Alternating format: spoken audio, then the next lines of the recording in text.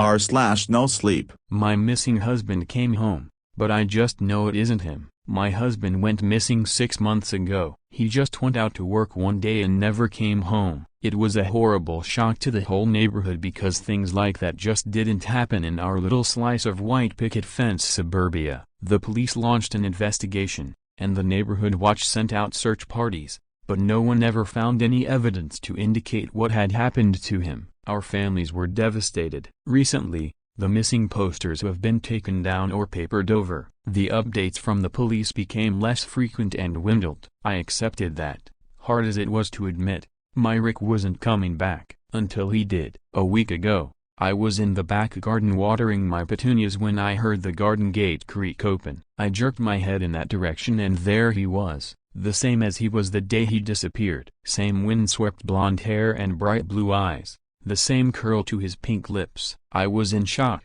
Our families had mourned for him, and yet there he was, standing in our garden as if he had just popped out for milk or something. When I asked where he had been, he said he didn't know. He couldn't remember anything about the last 6 months. All our family and friends are beside themselves with joy. They almost can't believe it. But that's just the thing. I don't believe it. Look, I understand how crazy this all sounds. I do. Our families would never believe me, and I can't go to the police unless I want to end up in a straitjacket. But I just know that the man sleeping next to me isn't my husband. I don't know what to do. I know I should be happy, but I'm not. I'm terrified. I don't know much about anything supernatural or paranormal.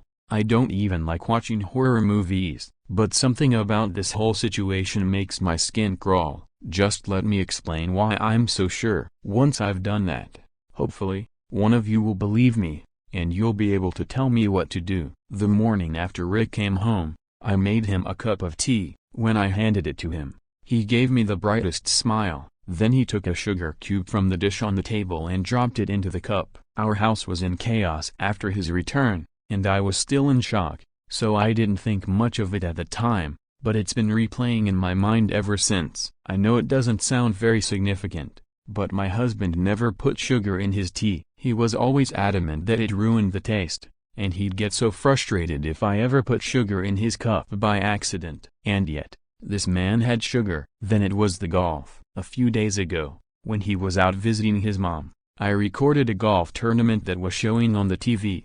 It was one of Rick's favorite golfers that were competing, and he never missed it. Once, he even skipped out on an anniversary dinner just to watch a championship. Only, when he came home from his parents and I told him what I'd done, he just seemed unbothered. He said thanks and everything, and then he asked if I wanted to get dinner. He didn't even watch it, and that's just so out of character for him. Then one night I woke up around 2 a.m. to see Rick's face inches from mine just looking at me with these blank eyes. I kinda gave this nervous laugh and asked, "Baby, what are you doing?" And he didn't answer, for like a solid 30 seconds. He just stared, almost like he was looking right through me. Then he suddenly smiled and said, "Sorry, honey, sometimes I just can't believe this is real." Then he just rolled over and went to sleep. I didn't get much sleep after that, myself. Yesterday, about a week after he came home, the neighborhood threw a street party to celebrate his return. Everyone from our street and the streets on either side turned up to see him and tell him how happy they are that he was alright. When he wasn't standing with his arm around my waist, he was milling around chatting amicably to every one of our neighbors, even the little kids. Jackson, our next-door neighbor Sally's toddler, wanted to play peekaboo, and Rick happily played along with a smile on his face. Now, my husband never did that. Rick always said he didn't like kids. That's why we never had any, and so he never wanted to play with any of the neighborhood children, especially not Jackson. Rick all but avoided him. Before he disappeared, I had started to suspect it was so I wouldn't see them together and notice the subtle but unmistakable similarities. The final nail in the coffin, proverbially speaking, was Sally. Just this morning, she came knocking on our door. Her excuse was the tray of brownies she carried, but I think she just wanted to push her way into our morning so that she could see for herself what the situation was. After she left, I called her a nosy busybody. Rick laughed, kissed my head, and agreed with me. That was when I knew for sure that it couldn't be him. Rick always used to get so mad whenever I insulted Sally, like I didn't have any right to hate her even though she'd been fucking my husband for years. But today there was none of that. He didn't even try to defend her. I know what you must be thinking. If he was in an accident or something, he might have had some kind of traumatic brain injury that caused him to forget some things about his life, maybe even change his personality. And that's a valid, reasonable explanation. I have no doubt it's what the police would tell me if I reported all this. But you know why I am dead certain that man isn't my husband? He doesn't have a scar. If he was Rick, he'd have a scar on the side of his forehead shaped like the golf club I hit him with. But there's nothing, not a mark. Honestly, I'm this close to going out tonight and digging up my petunias just to make sure he's still under there. I don't know what I'm sharing a bed with, but I know it's not my husband. So what the hell am I going to do? Hi everyone, I want to thank you all for your concern and support. Even though I'm not giving out my real name, I took a huge risk by telling anyone this at all, and I'm so grateful you've all tried to be helpful. I'm so sorry for the delay in updating.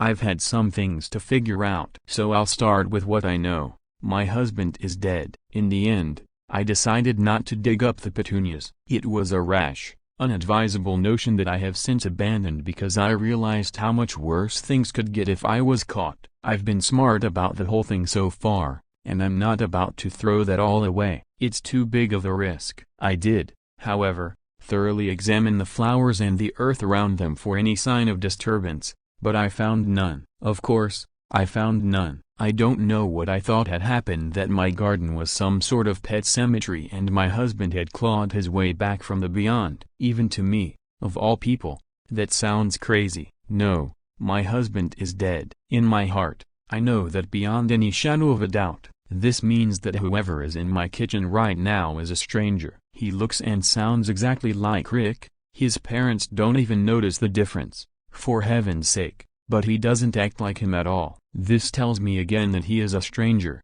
that he never knew me before this, and he certainly never knew Rick. He doesn't enjoy the things Rick enjoyed. He doesn't say the sort of things Rick said. He doesn't complain, doesn't raise his voice, doesn't lie or gaslight or cheat. Frankly, he's a better husband than Rick ever was. Honestly, when I think about it like that, I'm almost tempted just to let it go. I tried to let it go, not to get caught up in worrying and just accept my new life for what it is. But I find myself unable to let it go, because, even though this man seems ordinary and kind and reasonable, there's one thing that scares me still. For someone to have so confidently taken Rick's place, they would somehow have to be sure themselves that the real Rick would not return to complicate their plans, however innocent or sinister those plans may be. Whoever this man is who is calling himself Rick, he must surely know that Rick is dead. And, if he knows that, I would bet anything that he also knows how. I've gambled with my life and my freedom before, and I don't intend to do so again. A couple of you suggested that Rick might have had a twin that, for whatever reason, I never knew about, or perhaps a doppelganger who saw his chance at a more comfortable life and took it. Either of these seemed to me to be the closest to the realm of possibility, so they were the first theories I set out to confirm or disprove. A DNA test would surely be able to confirm whether this man is my husband's twin or someone completely unrelated. Of course, I was hardly going to tell him about it. At best, he would refuse, and at worst, well, I didn't want to find out. So about a week after my last post, I ordered 2 separate DNA tests designed for finding one's relatives and ancestors and had them delivered whilst Rick was at work. Then, a few nights later, I waited until he was asleep, not half asleep and staring, and I pulled out a few strands of his hair, not enough that it would be noticeable in the morning but sufficient amount to send away in a little tube to be analyzed. Much to my relief,